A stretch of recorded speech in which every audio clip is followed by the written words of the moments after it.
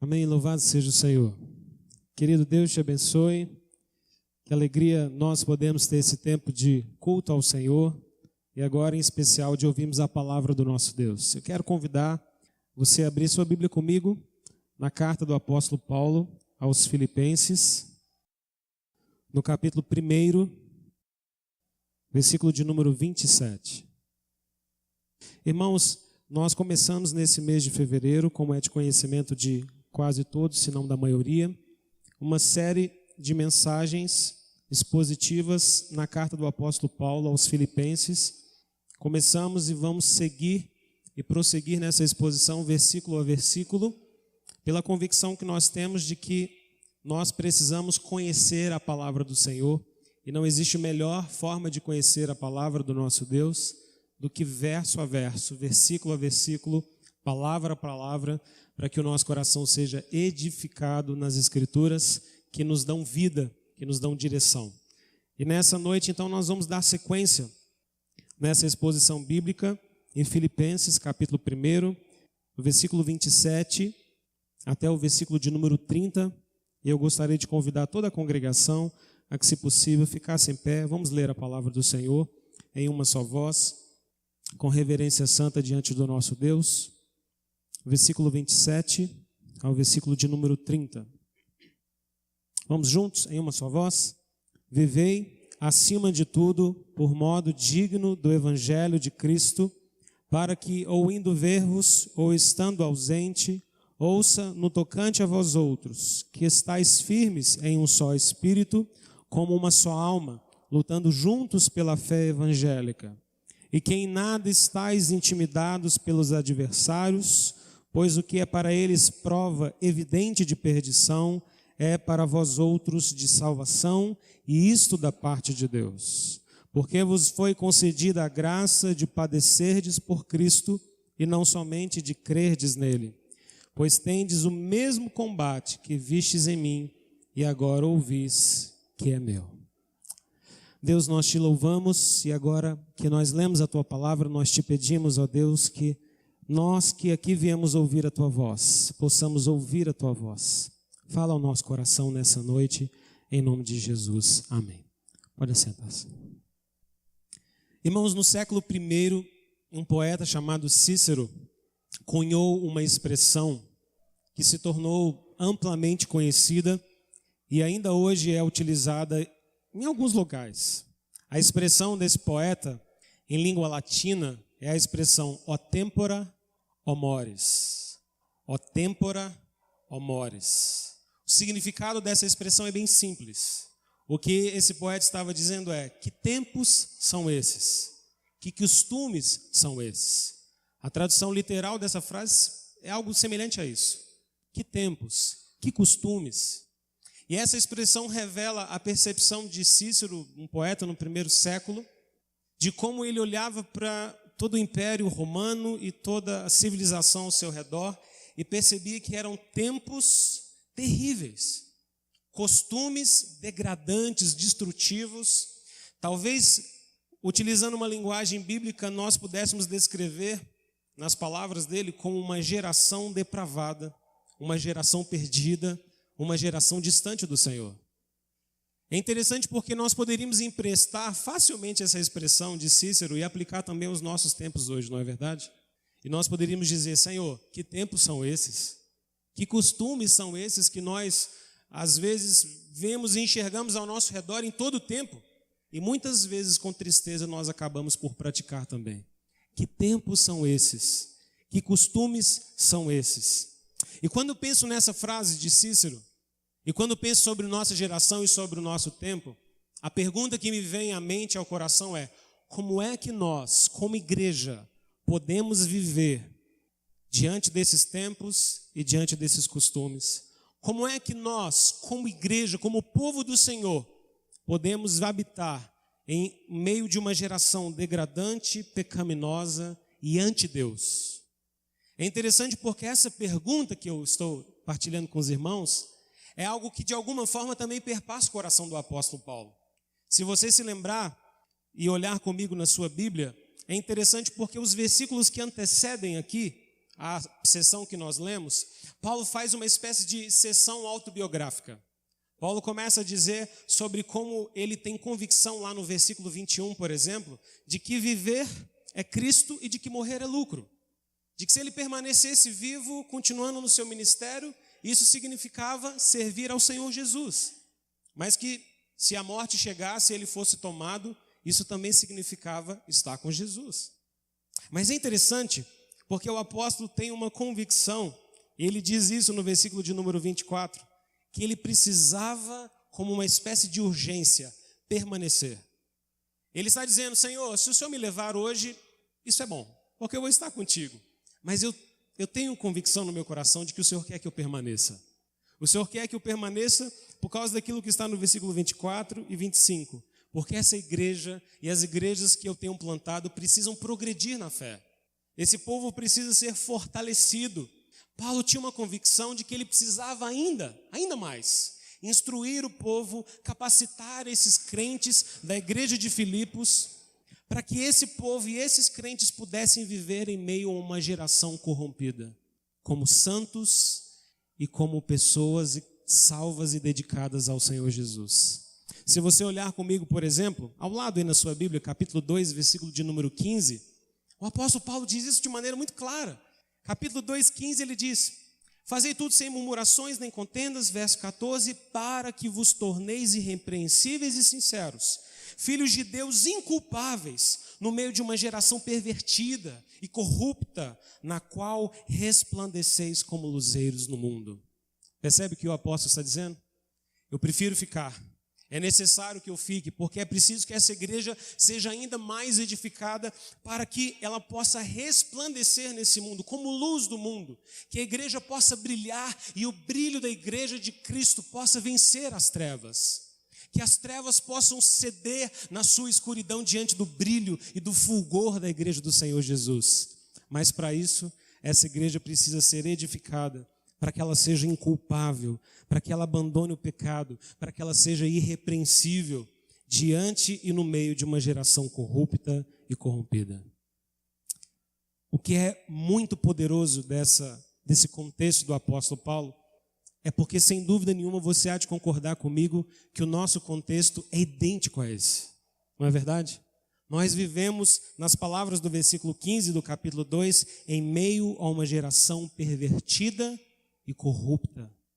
Irmãos, nós estamos na semana que olhamos para trás e vislumbramos em todo o nosso país uma semana de festas que celebram a perversão e a corrupção. Não existe uma mídia social, não existe um jornal online ou de papel em que você não encontre de maneira descarada, pecaminosa, cheia de tristeza, cheio de nojo, o pecado exposto, explícito e escancarado diante de nós. É uma festa da carne, uma festa do pecado, uma geração corrompida e pervertida. E a pergunta que norteia o apóstolo Paulo também precisa nos nortear: como é que nós vamos viver em meio a uma geração pervertida e corrupta como essa? A instrução do apóstolo Paulo é tão direta para nós. Olha comigo o versículo 17. Paulo começa o versículo dizendo para nós: acima de tudo, viva de modo digno do evangelho. É possível que na sua tradução, a frase no versículo 27 comece com o verbo vivei. Talvez esteja assim na sua Bíblia, não é? Vivei, acima de tudo, de modo digno do evangelho. O tradutor aqui não nos ajudou muito, porque o apóstolo Paulo fez questão de não colocar o verbo no início da frase, no original. O que ele colocou no início dessa frase no original é a expressão acima de tudo. Sabe por quê? Porque ele quer que nós percebamos a ênfase disso. Ele quer que eu e você percebamos que, em primeiro lugar, que a coisa mais importante, que o que há de mais urgente para nós, o que está acima de todas as preocupações da igreja do Senhor Jesus, o que deve ser a nossa agenda primária, o nosso desejo inicial, o que precisa nortear a nossa vida como igreja, é vivermos de modo digno do evangelho. É por isso que ele joga essa palavra, acima de tudo, no início da frase. O tradutor fez bem, mas nos arrancou essa possibilidade de ver isso claramente. acima de tudo, vivei de modo digno do Evangelho. Deixe-me fazê-lo compreender o que o apóstolo está nos dizendo aqui. A palavra que o apóstolo Paulo utiliza aqui para viver não é simplesmente viver do tipo, viva a sua vida. Mas a ideia do apóstolo Paulo aqui é de nós nos conduzirmos e nós nos portarmos como cidadãos do reino de Deus. Você pode pensar, mas tudo isso numa mesma palavra? É. Porque a raiz da palavra vivei em original é a ideia de nós vivermos e nos conduzirmos como cidadãos do reino de Deus, como cidadãos do reino celestial. Nós somos chamados a conduzir a nossa vida e a nos portarmos, como diz Colossenses capítulo 1, versículo de número 13, como filhos da luz. É como se o apóstolo Paulo estivesse nos exortando aquilo que ele vai dizer lá no versículo 20 do capítulo 3 de Filipenses. No capítulo 3, versículo 20, ele diz: a nossa pátria está nos céus, de onde nós aguardamos o Salvador, o Senhor Jesus Cristo. E agora ele está dizendo, se a nossa pátria está lá no céu, então nós precisamos viver e conduzir nossa vida como cidadãos do reino de Deus. Nós somos filhos da luz, nós somos comprados pelo sangue precioso do Cordeiro. A nossa pátria é pátria celestial, então nós habitamos neste mundo, mas com os nossos olhos fitos na glória. Somos cidadãos desse mundo, mas somos cidadãos também do reino de Deus. E Paulo diz, vivei de modo digno do Evangelho de Cristo. Mas ele não apenas diz vivei, ele diz de modo digno. E o que Paulo está querendo dizer com isso? O que é, no final das contas, vivermos de modo digno do Evangelho de Cristo? Eu queria que você abrisse sua Bíblia comigo e uma carta do apóstolo Paulo, bem pertinho daí. A carta do apóstolo Paulo a Tito. Abra comigo, por favor. Tito, capítulo 2, versículo de número 10. O que significa viver de modo digno? Olha o que o apóstolo Paulo diz aqui em Tito, capítulo 2, versículo de número 10. Depois de dizer, torna-te padrão das boas obras, tenha integridade, tenha reverência, cuide da sua linguagem, seja irrepreensível, obedeça ao seu Senhor, não seja respondão, coisas simples, orientações tão práticas. No versículo 10 ele diz, não furtem, pelo contrário, deem prova de toda fidelidade, a fim, preste atenção agora, a fim de ornarem em todas as coisas a doutrina de Deus, nosso Salvador. Peraí, percebe o que Paulo está dizendo aqui para nós? Eu e você precisamos viver uma vida santa, reta, justa, comprometida com o reino de Cristo, para que você e eu sejamos juntos adornos, enfeites, decoração da doutrina do Senhor Jesus. O mundo precisa olhar para a doutrina que nós pregamos, o mundo precisa olhar para a nossa confissão de fé e a nossa profissão de fé, o mundo precisa ouvir a respeito do nosso credo e das nossas confissões, mas o mundo precisa olhar para a nossa doutrina, sendo ela adornada por vidas de santidade e de piedade, porque a igreja de Cristo, irmãos, eu e você nesse mundo somos luzeiros que apontam para a glória de Deus. Se alguém quiser conhecer o Evangelho, vai conhecer o Evangelho nas Escrituras, mas vai conhecer o Evangelho em nós.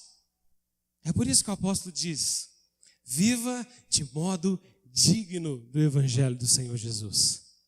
Represente esse Evangelho, seja coerente. O apóstolo Paulo já tinha usado essa expressão em outros lugares. Em Efésios 4, ele diz, viva de modo digno da vossa vocação. Em 1 Tessalonicenses, capítulo 2, versículo 12, ele diz, vivam de modo digno do reino do Senhor. Em Colossenses 1:10, que nós lemos, ele diz, viva de modo digno do Senhor. Mas é interessante, porque aqui ele diz, vivei, acima de tudo, por modo digno do Evangelho de Cristo.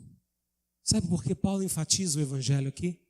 Porque o Evangelho é a mensagem poderosa de Deus que diz que eu e você fomos salvos de uma lamaçal de pecados, fomos tirados de um reino de trevas, saímos debaixo do jugo da escravidão, debaixo da opressão de Satanás, fomos libertos do poder das trevas, transportados para o reino de vida e de luz de Cristo Jesus. E agora nós precisamos viver de modo digno desse chamamento de modo digno e coerente da nossa vocação. Irmãos, quando alguém que se diz salvo e lavado pelo sangue de Jesus não vive como um filho da luz, traz vergonha para o Evangelho. Todas as religiões funcionam numa mesma base. As religiões funcionam da seguinte forma: cultive uma vida moral e você será salvo. Faça isso, faça aquilo, cumpra aquilo outro, proceda dessa forma, e se você fizer tudo isso, você vai alcançar a salvação. Você vai alcançar justificação, você vai alcançar objetivo pleno na sua caminhada. Mas o Evangelho de Jesus não diz isso. O Evangelho de Jesus diz que salvação vem primeiro do que vida ética e transformada. Sabe por quê? Porque eu e você só podemos ser santos nesse mundo porque o Senhor nos fez santos.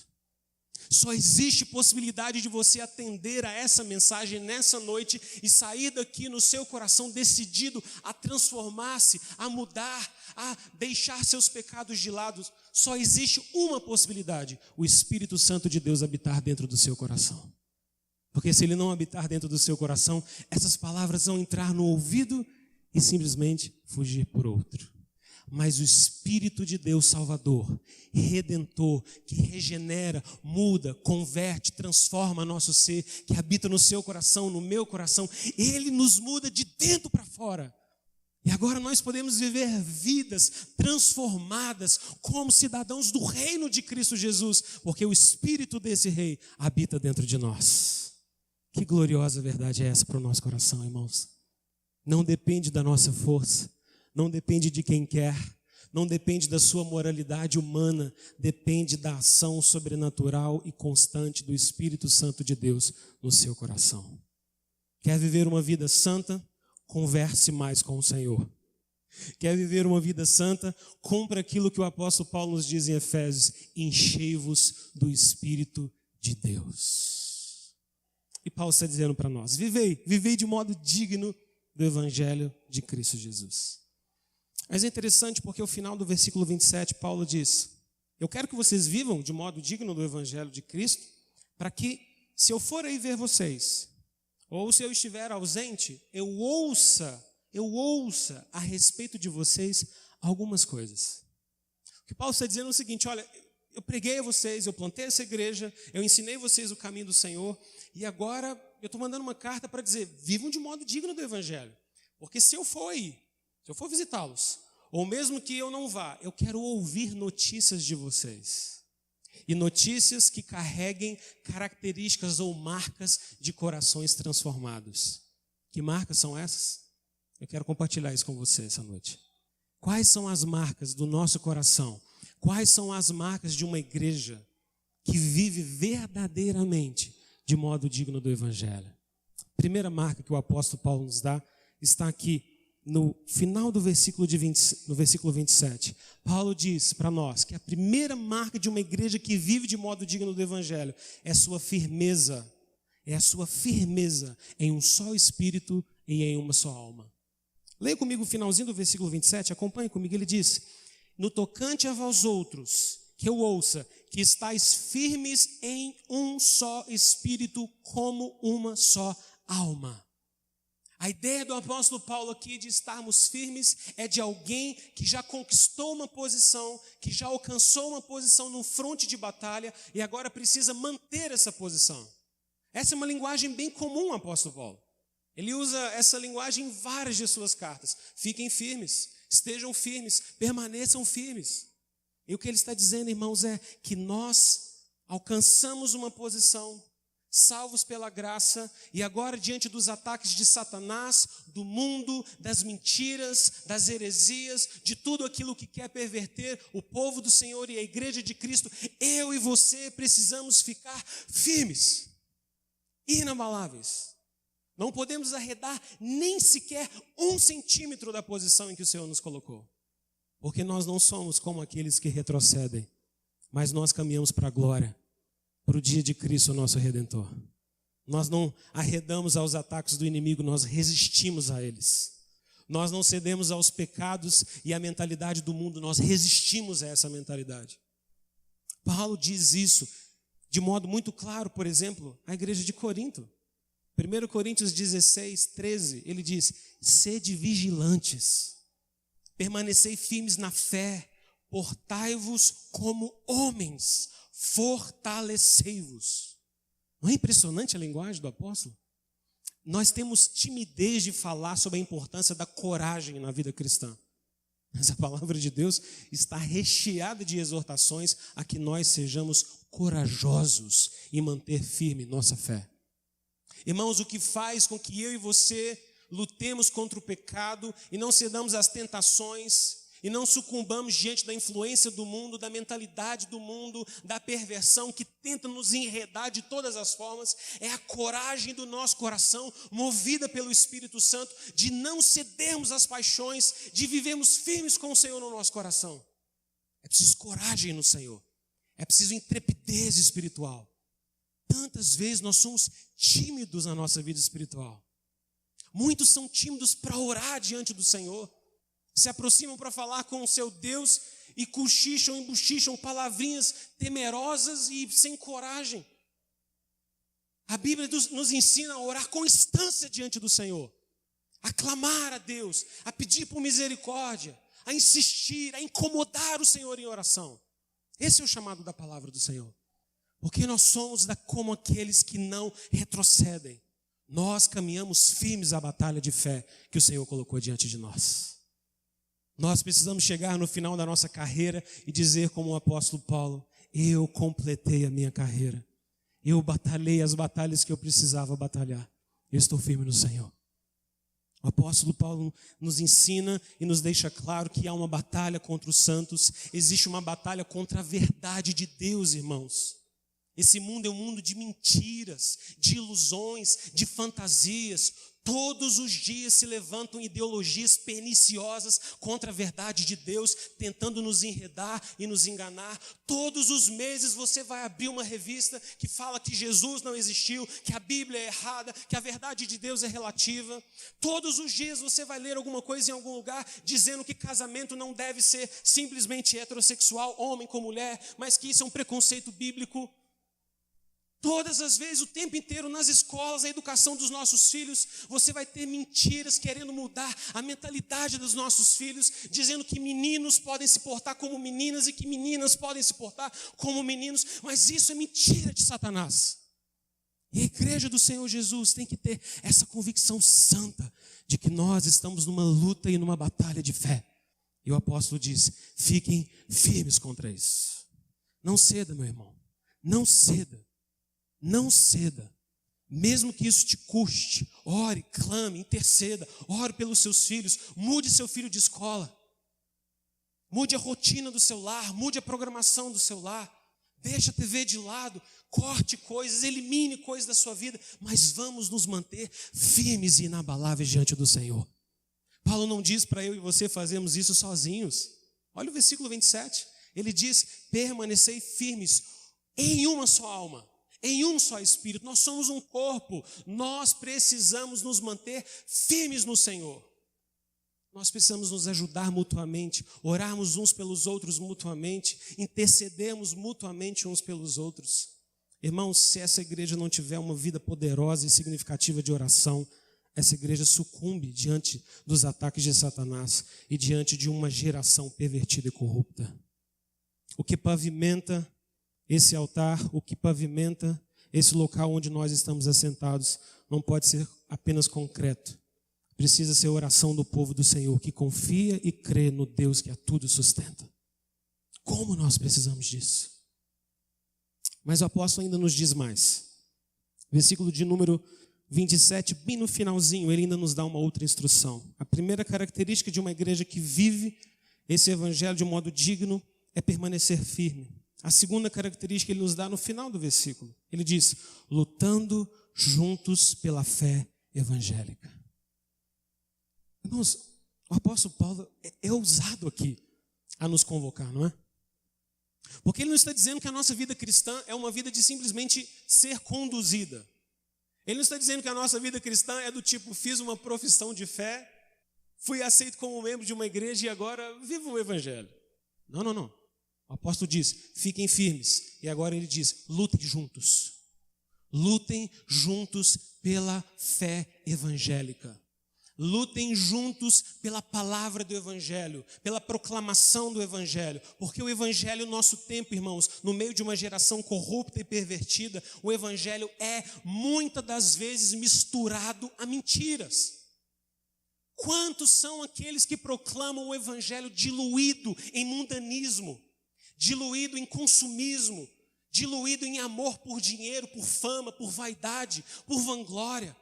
O Evangelho pervertido, de segunda, terceira, 25ª categoria, mas nunca o Evangelho de Cristo. E o apóstolo Paulo nos chama, lutem juntos pela fé evangélica.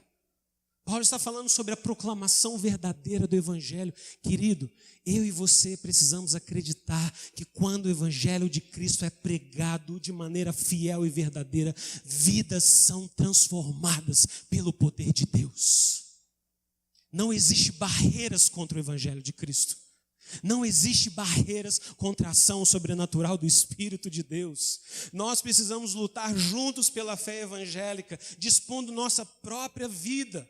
O apóstolo diz no versículo 17 do capítulo 2, ele diz, mesmo que a minha vida seja oferecida como sacrifício por causa da fé, ainda assim eu me alegro. Paulo dispõe sua própria vida, não considero minha vida como valiosa para mim mesmo, desde que a palavra de Cristo seja proclamada. Oh, irmãos, como nós precisamos dessa paixão, como nós precisamos dessa paixão para investir em missões.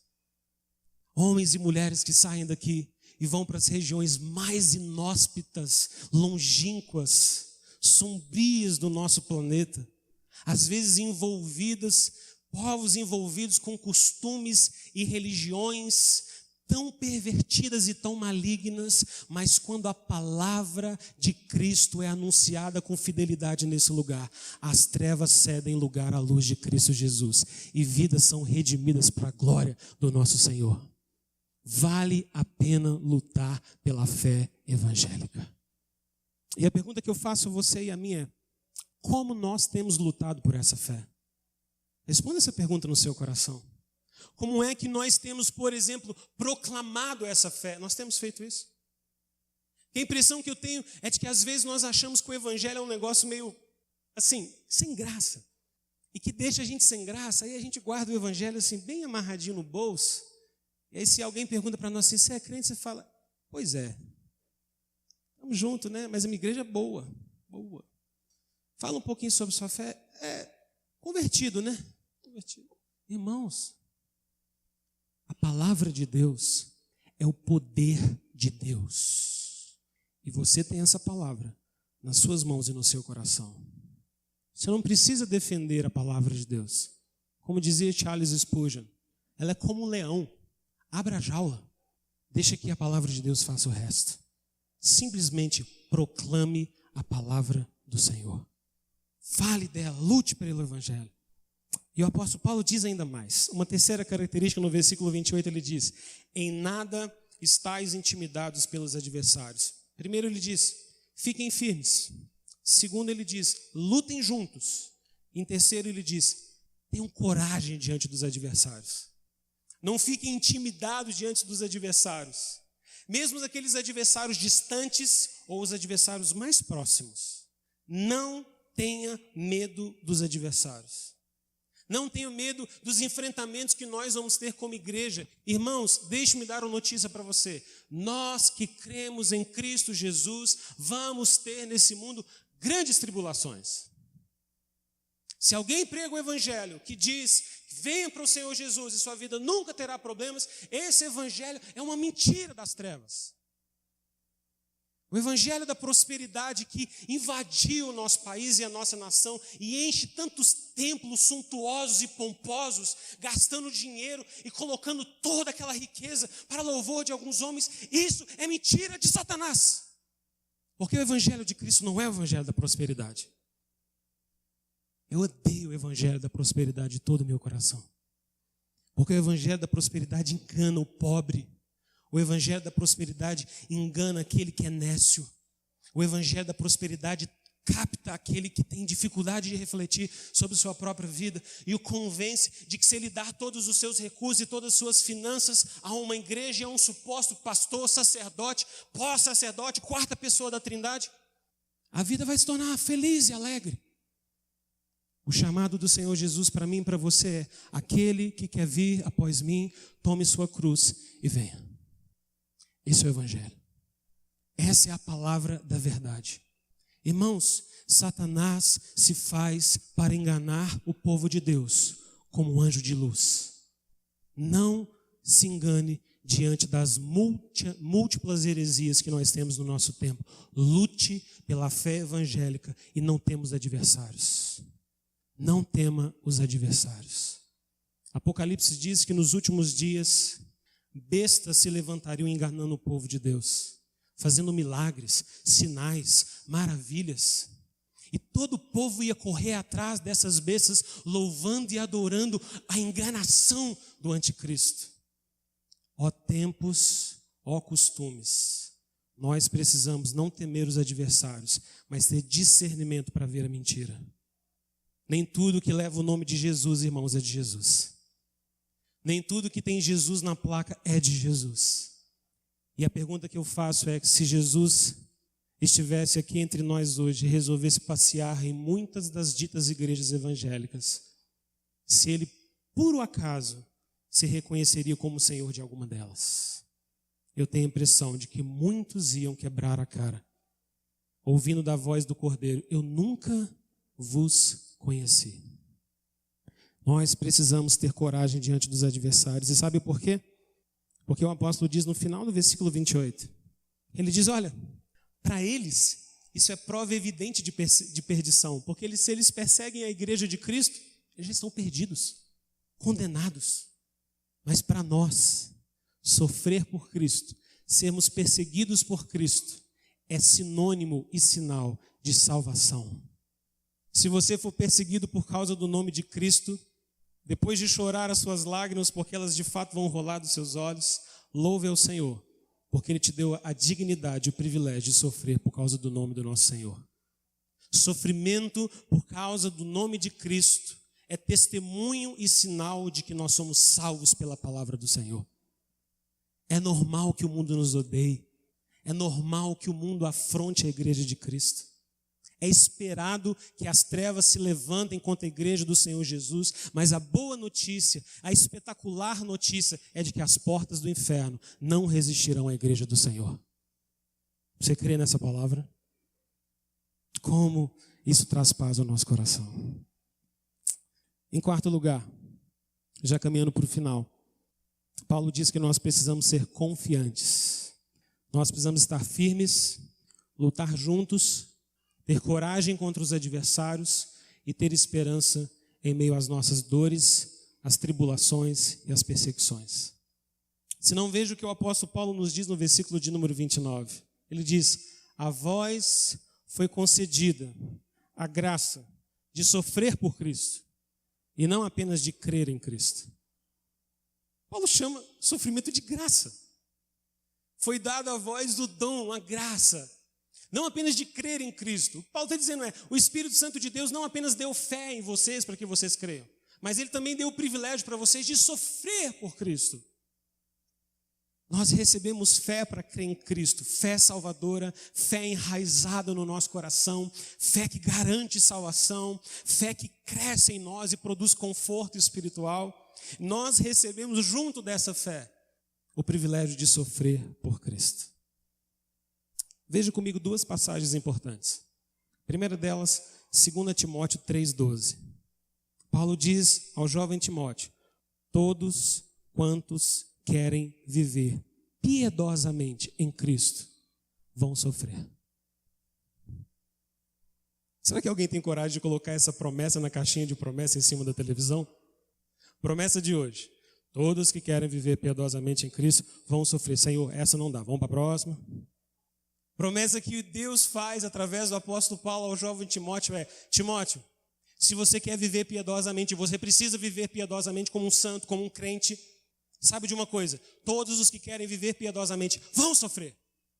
Se não existe nenhum grau de sofrimento em nossa vida, nesse mundo pervertido, é porque talvez nós não estejamos vivendo piedosamente. Se alguém diz crer no Senhor Jesus de todo o seu coração, mas se sente tão bem nesse mundo pervertido, tem alguma coisa errada. Porque todos quantos querem viver piedosamente em Cristo Jesus vão sofrer. Eu não sei o nível desse sofrimento. Talvez nós nunca vamos experimentar um martírio como tantos missionários e missionárias no campo, no fronte de batalha, proclamando o evangelho do Senhor onde é proibido, e tem suas cabeças arrancadas, seu corpo decepado, suas vidas tiradas, seu fôlego extraído por causa da palavra do evangelho. Talvez nós nunca experimentamos isso.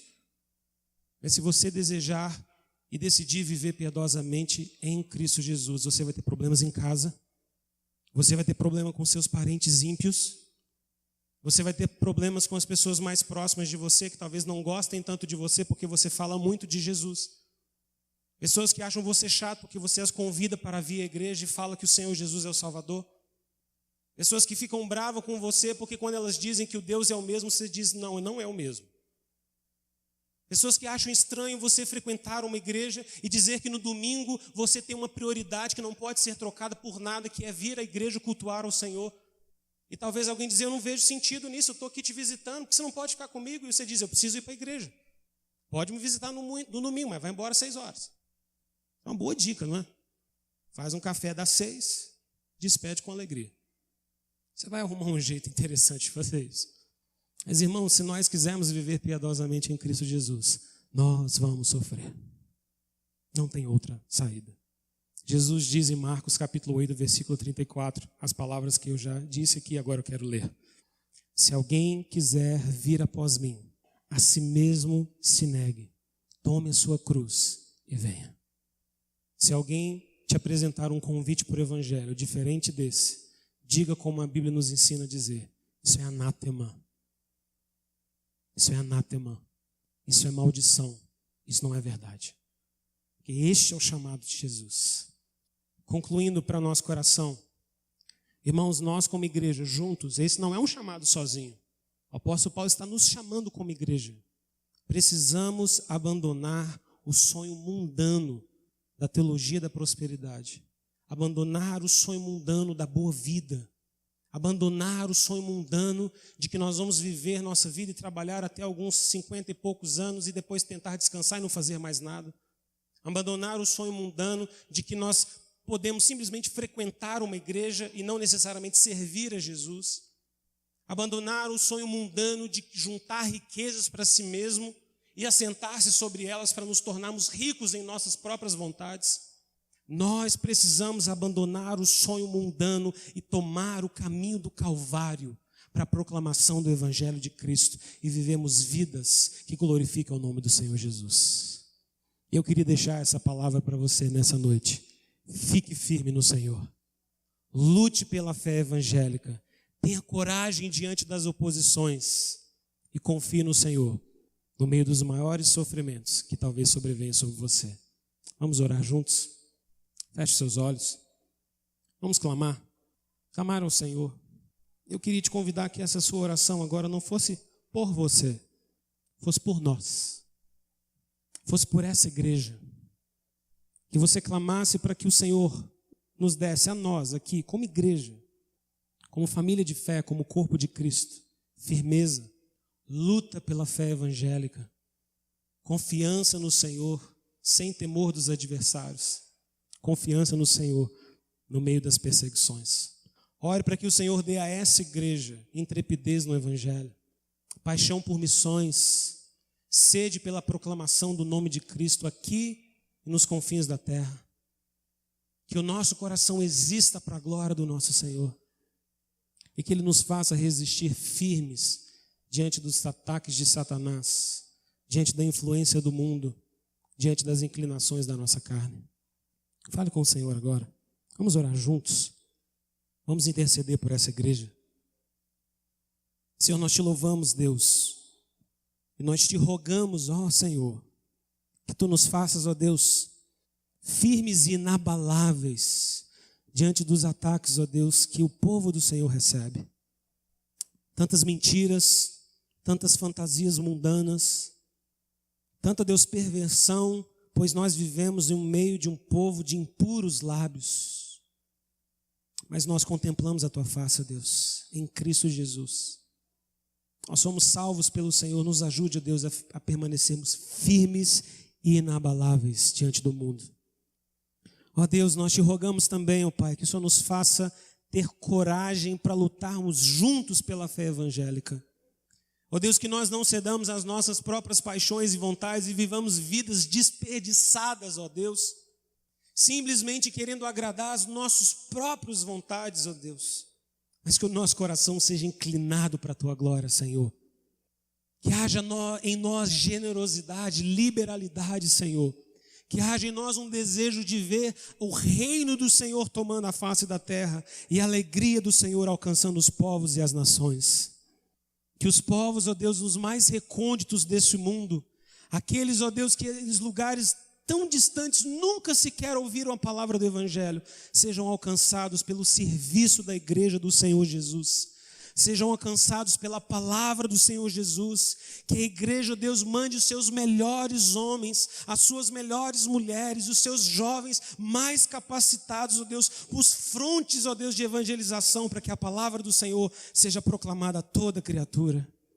Ó Deus, que nós investamos o nosso dinheiro acreditadamente, porque nós lutamos pela fé evangélica e a proclamação do teu nome. Ó Deus, nos apaixone, Senhor, com a educação de crianças, com o ensino infantil, ó Deus, com o direcionamento dos nossos filhos e filhas no temor do Senhor. Ó Deus, faz-nos investir nisso, acreditar nisso, nosso tempo, nossos dons, nossos recursos, porque nós precisamos lutar pela fé evangélica diante de tantas mentiras desse mundo, Senhor. Oh Deus, e não nos deixe, ó Pai, ficarmos tímidos e temerosos diante dos nossos adversários, porque Satanás e seus demônios e todos os ímpios podem se levantar contra a igreja do Senhor Jesus, mas essa igreja é inabalável, Senhor, porque o Senhor é o dono da igreja, e maior é o que está em nós do que aquele que está no mundo. Glória seja ao teu santo nome, Senhor. Dá-nos esperança, Senhor, e confiança no meio do sofrimento e das dores, e nos faz confiar em Ti, pois Tu és o nosso Deus, o nosso Redentor. Nós te louvamos, te adoramos e bendizemos o teu santo e poderoso nome. Amém.